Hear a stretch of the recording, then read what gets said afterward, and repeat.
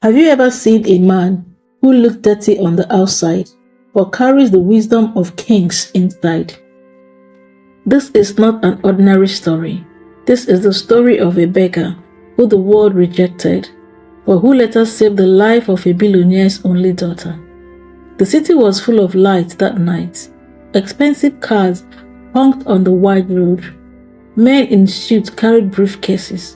Women with shining heels clicked their shoes on the pavement. Everyone looked so busy, too proud, too busy, but there was one corner nobody wanted to pass.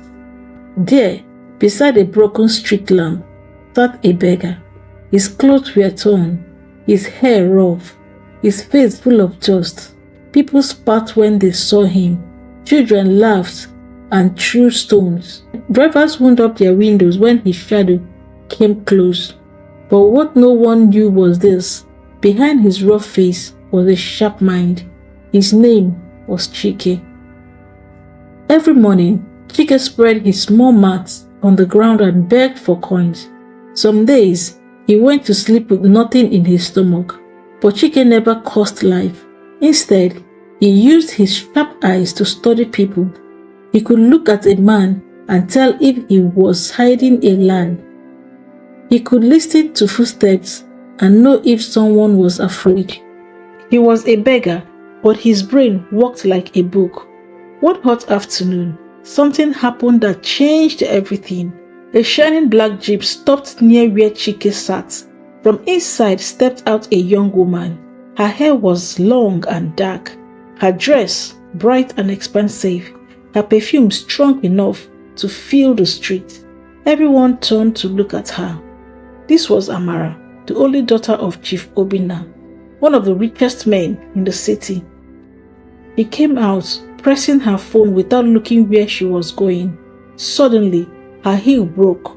She almost fell, but she caught herself. People gasped.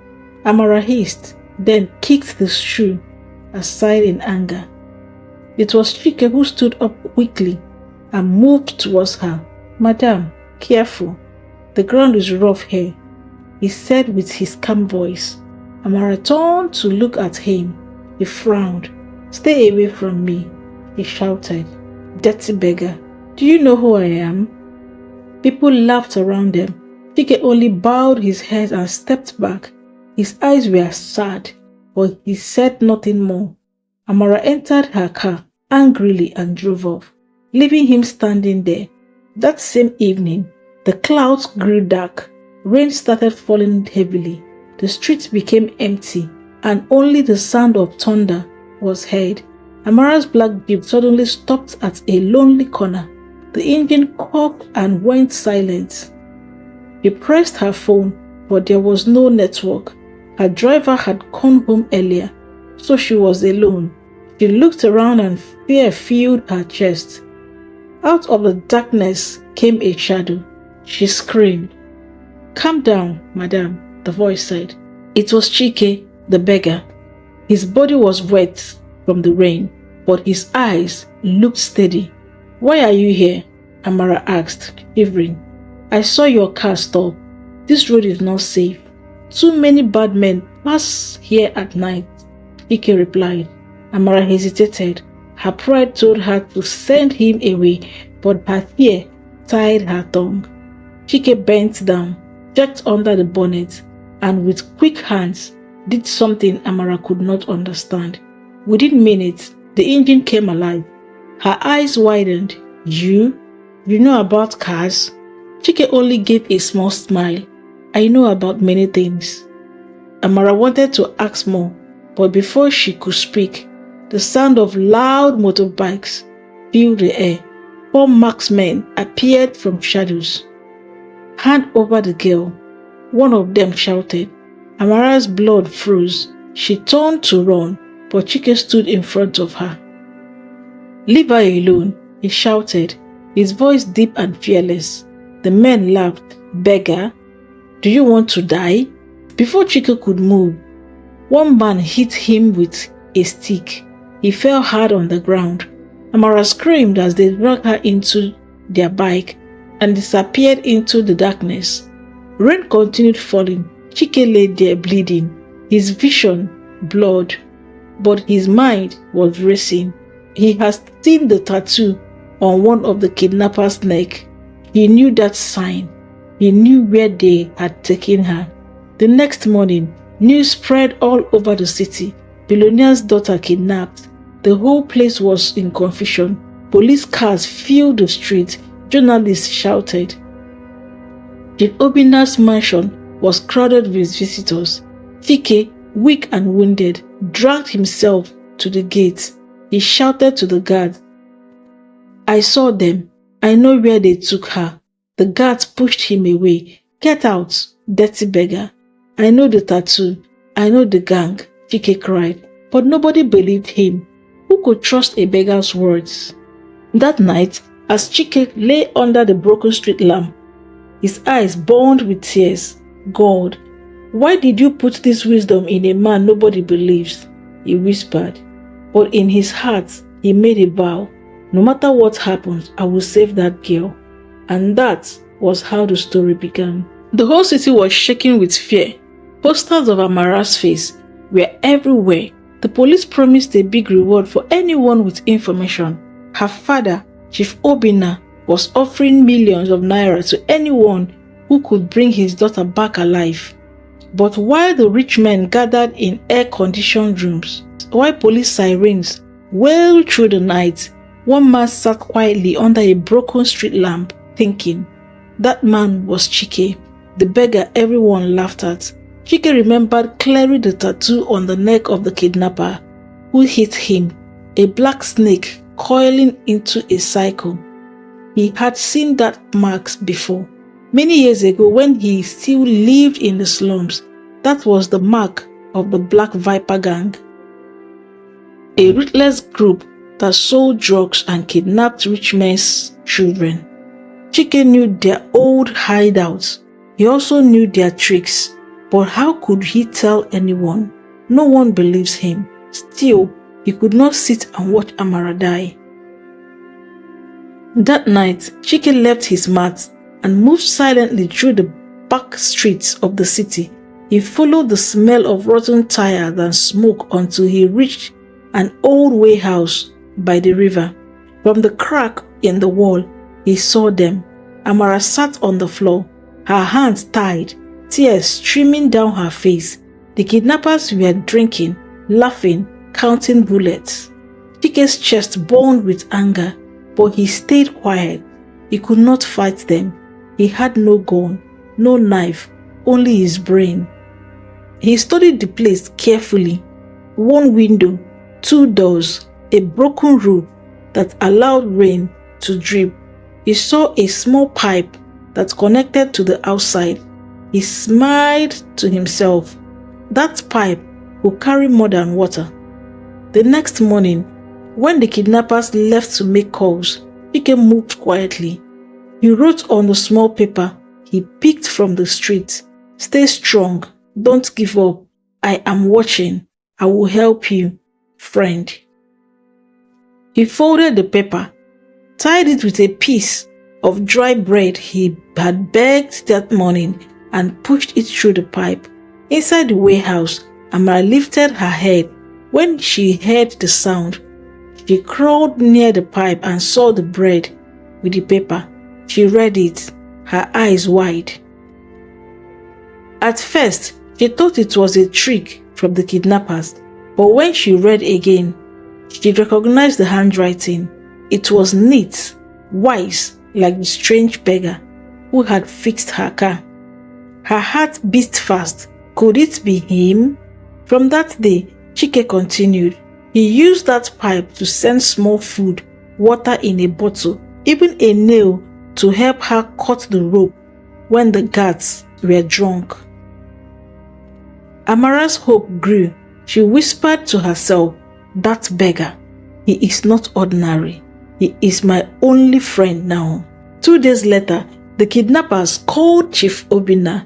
"We want 500 million naira. Their leader shouted on the phone, "If you call the police again, your daughter dies." Chief Obinna's hand shook. His advisors shouted. Some said pay, others said wait. Police begged for more time. But one man in the mansion was silent. That man was Chike. Yes, he had forced his way into the compound again. The guards had beaten him, but he shouted until Chief himself came out. "I told you before," Chike said with swollen lips. "I know the gang. I know where they kept her." The chief looked at him with disgust. "You, a street beggar, you want to use my pain to get attention." Guards threw him to the cell. The police were called. They dragged Chike to the station. "You are part of the kidnappers, isn't it?" The officer shouted. "You know too much. You even claim you know where they are." Chike shook his head. "I am not part of them. I only want to help." But nobody listened. They chained his hands, locked him in the dark cell. Rats ran around. The smell of urine was strong. Yet, even there, Chike's mind did not rest. Amara was still in danger. Meanwhile, Amara was beginning to lose hope. She had tried to use the nail Chike sent, but the rope was too strong. The kidnappers grew more violent. One slapped her when she refused to eat. "Your father is delaying," the leader growled. "If he doesn't pay, you will be sold." Amara cried bitterly that night. She prayed, "God, if you sent that beggar to help me, please don't let him stop now." Back in the cell, Chike sat quietly. Then, in the darkness, he heard two policemen talking outside. The gang called again. They used a strange code. "We can't break it." Chike's ears perked. A code? He had once studied codes when he lived with old scholars in the slum.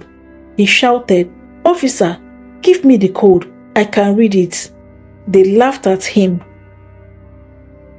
"Shut up, madman." But later, one curious officer showed him the paper. It was filled with numbers and letters. Chike looked once and smiled. "This is not just numbers. This is a location. They are by the river, near the old way house." The officer's eyes widened. "How did you know?" She replied calmly, "Because I have lived there before, and I know the mind of criminals." The officer carried the message to Chief Obinna. The chief was shocked. Could this beggar be telling the truth? But before he could decide, news came that the kidnappers had moved Amara again. The police rushed there, but the place was empty. Chief Obinna turned in anger. "It is you," he shouted at Chike, who had been dragged along. "You betrayed us. You warned them." Chike cried, "No, believe me, I want to save her." But his words fell on deaf ears. Night fell. Amara sat in a new hiding place. Weaker than ever, she had stopped eating.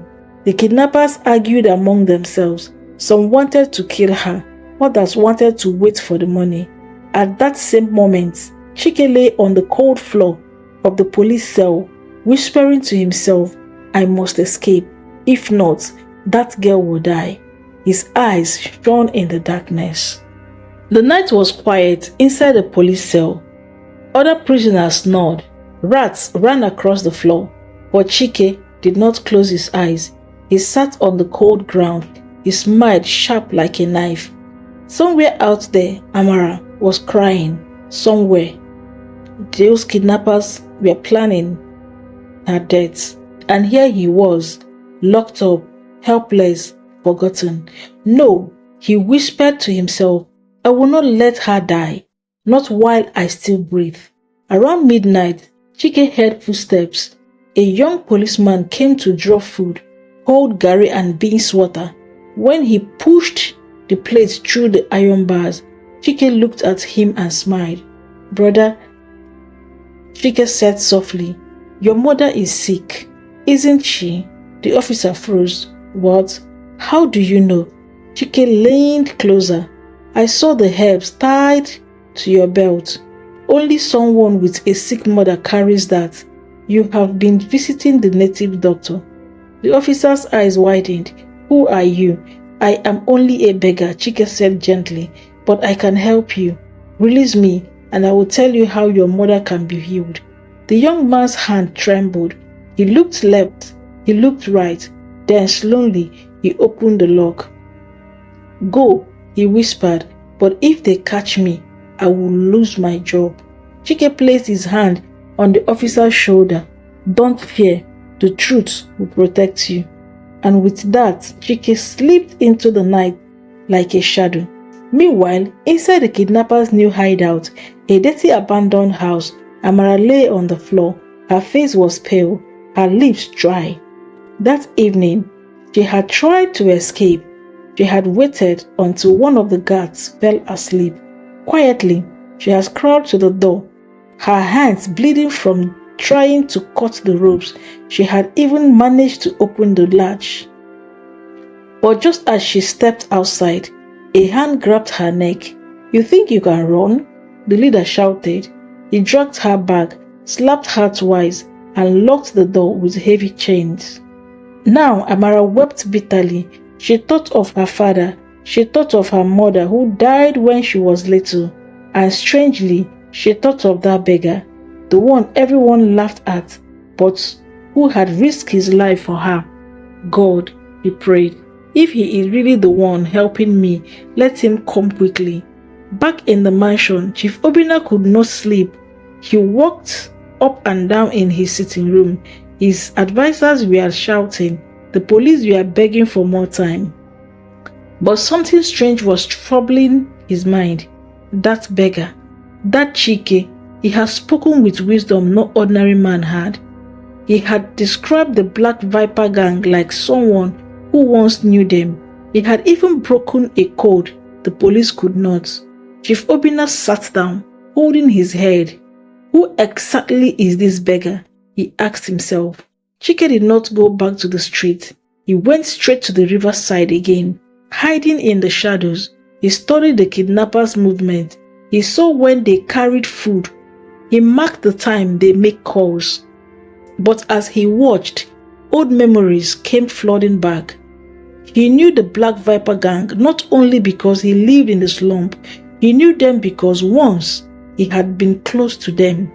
Many years ago, before he became a beggar, he had been part of a powerful family, but betrayal had scattered his life, and the gang had tried to kill him.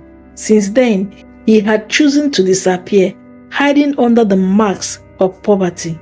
Chike clenched his fists. "I buried my past, but maybe it is time to face it again." The next day, the kidnappers called again. Their leader's voice was cold. "Chief Obinna, you have 24 hours. Bring the money, if not, your daughter dies. No police, no tricks." The chief shouted, "Please, don't hurt my child. I will pay." But the line cut. 24 hours, that was all. That evening, Amara's health grew worse. She had fever. She shivered. She begged for water, but they laughed at her. In the shadows outside, Chike watched, his heart breaking. He wanted to rush in, but one man against 6 armed kidnappers was suicide. He had to think, he had to plan, and then he saw something. One of the kidnappers stepped outside to urinate. On his belt hung a bunch of keys. Chike's eyes narrowed. That was the key to the chains on Amara's door. He smiled. "Tonight, I move." When midnight came, Chike crawled on his belly like a snake. He reached the side of the house. He waited until the guard leaned against the wall, half asleep. Then, with one swift move, Chike grabbed the keys and disappeared into the shadow. The man woke up, confused. He touched his belt, panicked, and shouted, "Alarm! Someone is here!" Guns cocked, flashlights flashed. Chike's heart raced as he unlocked Amara's door. She gasped when she saw him. "You?" she whispered. "Quiet," he said. "We must leave now." He pulled her up, but her legs were weak. She stumbled. The kidnapper's footsteps grew closer. Chike carried her on his back and ran. Bullets flew past his head. He dived into the bush. rolled, and kept running. The gang shouted behind him, but the night swallowed them. For a moment, Amara thought they were safe, but suddenly, a figure appeared in front of them, the gang leader himself, holding a pistol. "You will not escape." Chike dropped Amara gently and raised his hands. His eyes burned with fire. "Let her go. It is me you want." The leader's eyes widened. He stepped closer. "You, Chike? I thought you were dead." Amara looked at Chike in shock. You know him?" The leader laughed. "This man is no beggar. He was once the smartest among us, but he betrayed the gang. We hunted him down. He vanished." Amara's heart pounded. Who exactly was this man she thought was a dirty beggar? The leader pointed the gun. "Tonight, I will finish what I have started years ago." Chike stood tall, fearless. "If you kill me, fine, but let her go." The leader laughed again. "No, both of you will die." And as he raised the gun, a single shot rang out. The forest was silent for a moment, only the sound of the river in the distance. The gang leader's gun was raised, his finger about to pull the trigger. The bullets tore through the night. The gun dropped from the leader's hand.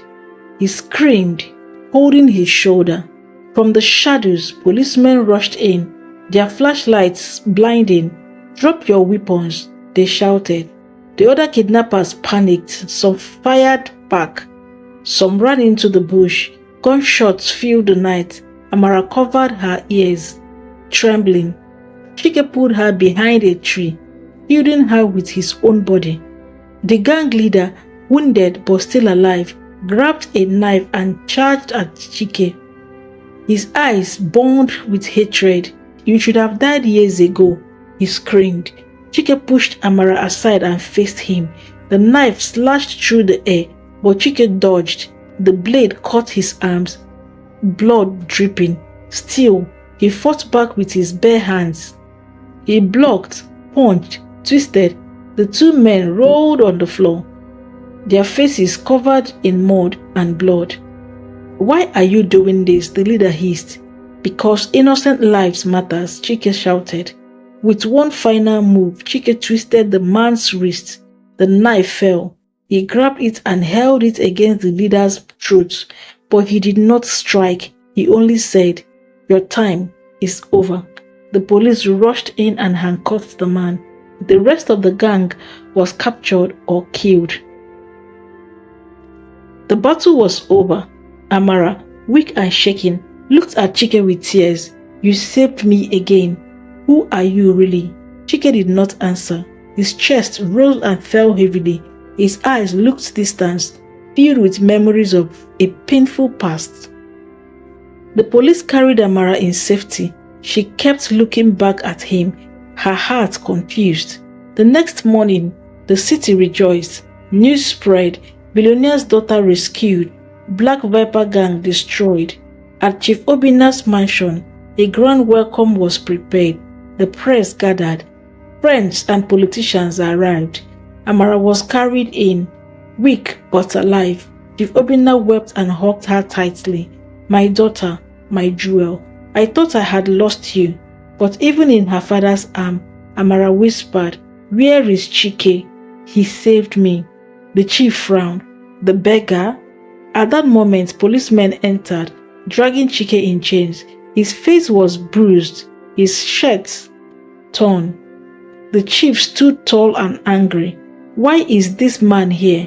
The officers saluted. "Sir, he escaped custody last night, but without him, your daughter would be dead. He fought the leader of the gang himself." The crowd gasped. Amara rushed forward.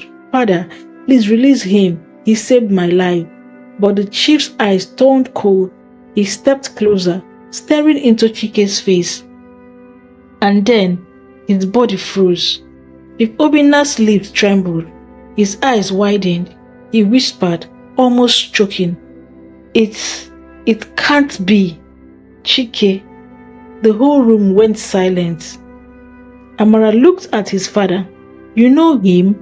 Obina's voice shook. Yes, because this man is my son. Gasps filled the mansion. Amara staggered back, confused. Your son? Father, I don't understand. Tears rolled down Chief Obina's cheeks. Many years ago, before you were born, I had a first son, but after a great family quarrel and betrayal, he disappeared. We searched for him. We thought he was dead, but here he stands, alive. The whole place was in shock. Reporters shouted. Cameras clicked. Chike bowed his head. I did not want to return. I chose the streets to hide, but destiny brought me back. Amara gasped, her hand covering her mouth. So, the beggar who saved me is my own brother. Chief Obina ran forward and embraced Chike, crying like a child. Forgive me, my son. Forgive me for the past. I failed you. Chike stood still for a moment, then slowly wrapped his arms around his father. I forgive you, Papa. I never wanted your wealth. I only wanted peace. Amara, still shocked, joined them, hugging her long-lost brother. The press captured every moment. The world watched as the story of a beggar turned into the story of a lost prince. That night, the broken street lamp where Chike once begged stood empty. He was no longer the beggar the world mocked. He was the hero who saved the billionaire's daughter and the son who returned from the dead. And so, the city learned a powerful lesson. Never judge a man by the dirty on his clothes. Sometimes the greatest treasure are hidden in rags.